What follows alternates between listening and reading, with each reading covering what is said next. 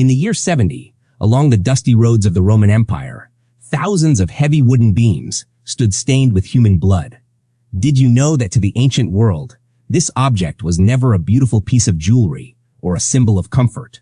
What if the words you often use to describe your daily stress actually meant a literal, agonizing march toward execution? Every single day, millions of people wear a cross around their necks without realizing its terrifying historical weight. I used to look at the cross as a beautiful design, a peaceful reminder of faith that sits quietly on a church wall. But history forced me to open my eyes to a brutal reality that completely shattered my comfortable perspective. When first-century listeners heard the command to take up the cross, they did not think of an annoying coworker or a bad day at the office. They envisioned a condemned criminal, stripped of dignity, carrying the very instrument of his own death with no turning back. There was no plan B, no room for negotiation, and absolutely no survival option. So when the teacher says you must take up your cross, the call is not for an easier life, but for a willing death to your own empire. We often misinterpret the true cost of discipleship by mixing it up with ordinary human suffering. I remember sitting at my desk until 3 a.m, staring at mounting bills and feeling completely crushed by financial anxiety. In that heavy moment of deep stress, I sighed and told myself that this debt was simply my cross to bear. But I was completely wrong, because that was just the consequence of living in a broken economic world. Everyone faces sudden sickness, stubborn difficulties, and painful losses, whether they believe in God or not. A bad traffic jam or a difficult boss at your workplace is not the cross Jesus commanded you to carry. The cross is a specific burden that you voluntarily choose to lift, solely because you love and obey Christ. It means you actively decide to forgive the person who shattered your trust, even when revenge feels justified. It means you refuse to participate in a dishonest business deal that would easily bring you thousands of dollars. You willingly trade your comfort for His truth. And that choice is where cross-bearing actually begins. The command to take up your cross contains one specific word that we easily look over. Jesus said we must do this action daily. Not just on Sundays when the worship music is beautiful and our hearts feel elevated. Not only during a major crisis when we desperately need a miracle to survive, but every single morning because the human ego always tries to climb back onto the throne.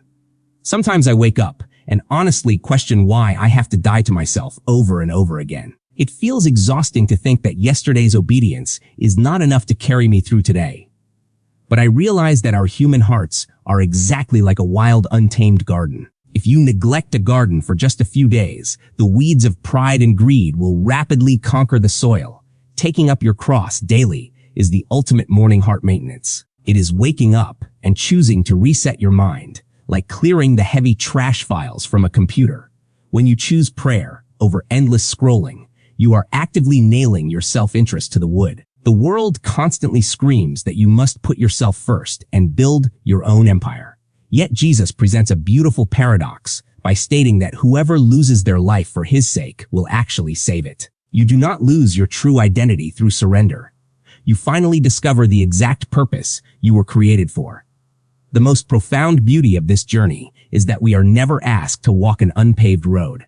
Before the King commanded you to carry your cross, He willingly shouldered His own. The ancient scriptures remind us that He carried His heavy wooden beam outside the city walls to the place of the skull. The Creator entered His own creation, not to conquer with iron fists, but to serve with bleeding hands. He humbled Himself by becoming obedient to the point of death, even the agonizing death on a Roman cross. This means that when you feel the heavy weight of isolation or the sharp pain of rejection, you are not alone. You are simply walking in the exact footprints of the One who already defeated the darkness ahead of you. He fully understands your deepest weaknesses because He felt the raw exhaustion of the path. He does not stand on a distant high throne, barking harsh orders at weary servants. Instead, He walks right beside you, whispering that the pain of the wood is nothing compared to the glory of the finish.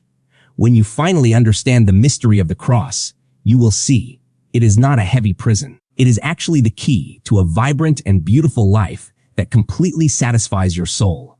Every morning you wake up and lay your own ambition down, you are making room for His divine purpose. You trade your unstable anxiety for a deep peace that the world can never give or take away.